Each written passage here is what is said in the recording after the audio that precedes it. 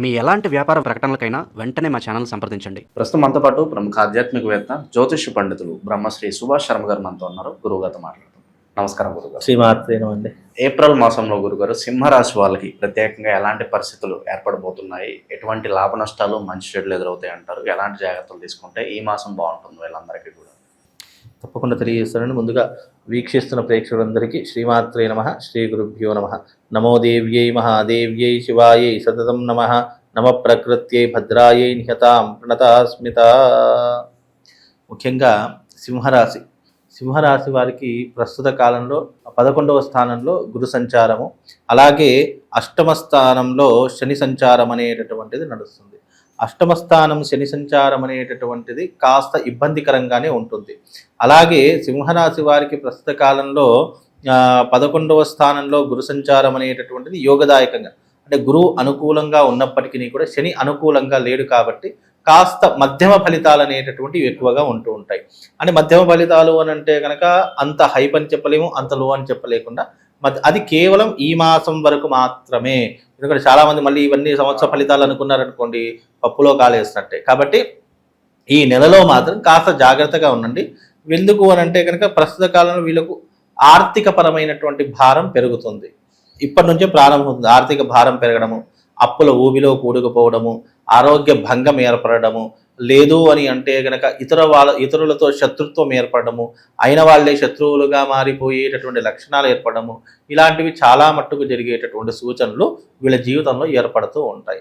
అలాగే వీళ్ళకి ఏమిటి అంటే కనుక ముఖ్యంగా ఈ సింహరాశి వారికి ధైర్యము, సాహసం చాలా ఎక్కువగా ఉంటూ ఉంటుంది.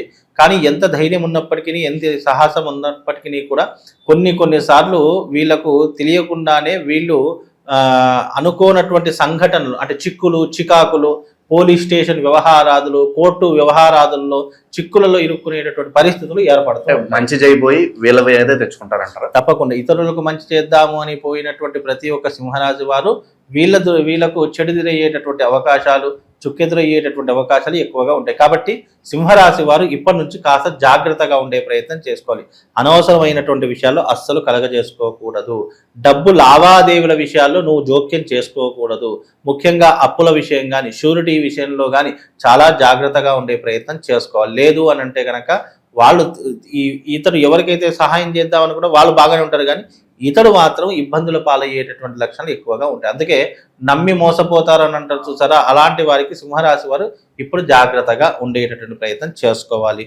రెండవది అష్టమ శని. అంటే వీళ్ళకి అష్టమ శని వల్ల ఏమవుతుంది అంటే పూర్వజన్మ కర్మను అనుభవించేటటువంటి యోగాలు, లేదు అని అంటే కనుక ఆరోగ్య విషయంలో కాస్త ఇబ్బందులు, హార్ట్ ప్రాబ్లమ్స్ రావడము, లేదు అల్సర్ లాంటివి రావడం, బీపీ షుగర్ లాంటివి ఏర్పడము, లేదు స్కిన్ అలర్జీ లాంటివి ఏర్పడము, లేదా మనస్తాపానికి గురైపోవడము, ఇలాంటివి ఎక్కువగా జరిగేటటువంటి సూచనలు అష్టమ శని ద్వారా కలుగుతాయి. అంటే ఆరోగ్య విషయంలో కానీ, మానసిక చింతన విషయంలో కానీ చాలా ఇబ్బందులు ఏర్పడతాయి. అలాంటి విషయంలో కాస్త చూసుకునే ప్రయత్నం చేసుకోవాలి. ఇక వీళ్ళకి ఏమిటి అంటే కనుక ఆర్థిక పరమైనటువంటి అంశాలు ఇప్పుడు ఆర్థిక పరంగా బాగున్నప్పటికీ కూడా ఫర్దర్గా 12వ స్థానంలో గురు మారబోయేటటువంటి అవకాశాలు ఉంటాయి. సింహరాశి వారికి ముఖ్యంగా 12వ రాశిలో గురు సంచారం జరుగుతుంది. అలాంటి సమయంలో ఖర్చులు అధికమవుతాయి. ఇప్పుడు వీళ్ళకు ఏప్రిల్, మే ఈ 2 నెలలు బాగుంది. జూన్ 1 అయ్యిందా ఖర్చులు విపరీతంగా పెరిగిపోతాయి. అనవసరమైనటువంటి ఖర్చులు ఎక్కువ అవుతాయి.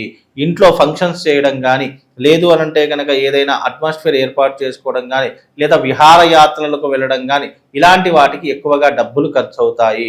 పెట్టుబడుల విషయాల్లో మోసపోయేటటువంటి లక్షణాలు ఏర్పడతాయి. కాబట్టి వాళ్ళు ఇప్పటి నుంచే జాగ్రత్తగా ఉండాలి. ఇది ఎప్పటి నుంచి జరుగుతుంది అంటే ఏప్రిల్ నెలలో కానీ లేదా మే నెలలో కానీ జరిగేటటువంటి సూచనలు ఉన్నాయి. జూన్ 1 తర్వాత తప్పకుండా వీళ్ళకి ఏమిటి అంటే 12వ స్థానంలో గురు సంచారం జరుగుతుంది కాబట్టి తప్పకుండా వీళ్లకు ఖర్చులు అనేటటువంటి విపరీతంగా పెరుగుతాయి. ఆర్థికపరమైన లావాదేవీల విషయాల్లో కూడా కాస్త మోసపోయేటటువంటి లక్షణాలు ఏర్పడుతూ ఉంటాయి. తొందరపడే నిర్ణయాలు ఎక్కువగా తీసుకునేటటువంటి పరిస్థితులు ఏర్పడతాయి. కాబట్టి అలాంటి విషయాల్లో కాస్త జాగ్రత్తగా ఉండేటటువంటి ప్రయత్నం చేసుకోవాలండి. అవకాశాలు గుర్తింపు పరంగా ఎలా ఉంటుంది గురుగారు వీళ్ళకి? ముఖ్యంగా గుర్తింపు అనేటటువంటిది ఇప్పుడైతే ఏమీ లేదండి. అంటే చాప ఎంత ఉందో కాళ్ళు అంతే చాపుకోవాలి. అనవసరంగా గొప్పలకు పోయో, లేదా అహంకారానికి పోయో, గర్వానికి పోయో వీళ్ళు ఏదైనా చేశారనుకోండి, తప్పకుండా బొక్కబొర్ర పడతారు. కాబట్టి సింహరాశి వారు జాగ్రత్తగా ఉండాలి. మీరు అనవసరంగా అన్ని విషయాల్లో కలగజేసుకోకండి. అహంకారము గర్వము అనే జోలికి వెళ్ళారా, అదే మిమ్మల్ని పతనం చేస్తుంది. కాబట్టి అలాంటి జోలికి వెళ్ళకండి. ఇక కాస్త జాగ్రత్తగా ఉండే ప్రయత్నం చేసుకుంటే అన్ని రకాలుగా బాగుంటుందండి. దాంపత్య జీవితం కావచ్చు, కుటుంబ ప్రేమ అనురాగాలు ఏ విధంగా ఉంటాయి? ముఖ్యంగా దాంపత్య జీవితంలో సింహరాశి వారికి పెద్ద ఇబ్బంది ఏం లేదు. అన్ని రకాలుగా బాగానే ఓర్పు సహనం అనేటటువంటిది దాంపత్య జీవితంలో సర్వసాధారణంగా సింహరాశి వారికి ఏర్పడుతుంది. కానీ కొన్ని సందర్భాలలో చేసేటటువంటి తప్పుల వల్ల అగ్రెసివ్నెస్ అంటే కోపము తొందరగా రావడము, షార్ట్ టెంపర్ అంటే అంత అయిపోయిన తర్వాత ఆలోచించడము, ఇలాంటివి ఎక్కువగా పెట్టుకుంటూ ఉంటారు. కాబట్టి కొన్ని విషయాల్లో జాగ్రత్తగా ఉండే ప్రయత్నం, కుటుంబ విషయాల్లో మాత్రం ముఖ్యంగా జాగ్రత్తగా ఉండండి. కుటుంబం పట్ల శ్రద్ధ చూయించండి, ఏకాగ్రత చూయించండి, భార్య పిల్లల మధ్య అవగాహన ఏర్పరచుకోండి, ఇద్దరితో ప్రేమగా ఉండేటటువంటి ప్రయత్నం చేయండి. తద్వారా ఏమవుతుందంటే కొంతవరకు ఉపశమనం కలిగేటటువంటి అవకాశము, ప్రశాంతమైనటువంటి జీవితాన్ని అనుభవించేటటువంటి అవకాశం ఏర్పడుతూ ఉంటుందండి. ఉద్యోగస్తులకు ఎలా ఉంటుందంటారు? కొత్త ఉద్యోగం కోసం వెయిట్ చేస్తున్న వాళ్ళు కావచ్చు, లేదంటే వేరే ఆఫర్ ఉండి ఈ టైంలో మారాలా వద్దా అని ఆలోచిస్తున్న వాళ్ళకి ఎలా ఉంటుంది? తప్పకుండా మనం వద్దు అనుకున్న మార్పులు జరిగేటటువంటి అవకాశం అయితే ఏర్పడుతుంది. ఉద్యోగ విషయంలో మార్పులు చేర్పులు జరుగుతాయి. అలాగే వీళ్ళకి వచ్చేటటువంటి ఏదైతే ఇన్కమ్ సోర్స్ ఉంటుందో అది కొంతవరకు ఆగిపోయేటటువంటి అవకాశం ఏర్పడుతుంది. రావాల్సిన డబ్బు కావచ్చు, వీళ్ళకి ఇవ్వవలసిన డబ్బు కావచ్చు, లేదా ఇతర వ్యవహారాల ద్వారా వచ్చేటటువంటి లావాదేవీల విషయాలు కావచ్చు, కాస్త ఇబ్బందులు పడేటటువంటి అవకాశం ఏర్పడుతూ ఉంటుంది. కాస్త ఆలస్యంగా వచ్చేటటువంటి అవకాశం అయితే తప్పకుండా కనిపిస్తుందండి. ఇక ఎటువంటి పరిహారాలు చేసుకుంటే బాగుంటుంది అంటారు గురుగారు? అలాగే ముఖ్యంగా నరఘోష, నరదిష్టి, శత్రువుల నుంచి అధికంగా మాకు ఇబ్బందిగా ఉంది గురుగారు అని బాధపడే వాళ్ళు ఏం చేస్తే బాగుంటుంది? ముఖ్యంగా సింహరాశి వారికి ఈ సంవత్సరము అలాగే ఈ మాసంతో మొదలయ్యేటటువంటి నరఘోష ఈ సంవత్సరం అంతా వెంటాడుతూ ఉంటుంది. కనుక ఎవరైతే ఈ సింహరాశి వారు ఉన్నారో నరఘోష తగలకుండా వాళ్ళ ఇంటికి ఒక యంత్రం ఇస్తాను. అది పిరమిడ్ ఆకారంలో ఉంటుంది. అది ఆ యొక్క గృహరక్షణ యంత్రం అనేటటువంటిది మీ ఇంటికి పెట్టుకోండి. తద్వారా వీళ్ళకి ఏంటంటే నరదృష్టి ప్రభావం తగ్గుతుంది, ఎదుటి వారి యొక్క ఏడుపులు తగ్గుతూ ఉంటాయి. ఎందుకంటే అది సింహరాశి వారి మీద ఏడుపులు, పొడబెప్పులు, తర్వాత వచ్చేసి నరుల యొక్క దృష్టి దోషము, ఇవన్నీ కూడా విపరీతంగా సింహరాశి వారి యొక్క జీవితంలో ఏర్పడుతుంది. ఎందుకంటే వీళ్ళు ఎదుగుతున్నారు అని అంటే ఎదుటి వారు ఎప్పుడెప్పుడు వీళ్ళని కిందికి లాగేయాలా అనేటటువంటి ఆలోచనతోనే ఉంటారు. కాబట్టి అలాంటి విషయంలో కాస్త జాగ్రత్తగా ఉండండి. వాళ్ళకు గృహరక్షణ యంత్రం అనేటటువంటిది ఒకటి ఇస్తాను. అది మీ ఇంటికి సింహద్వారానికి పెట్టుకునే ప్రయత్నం చేయండి.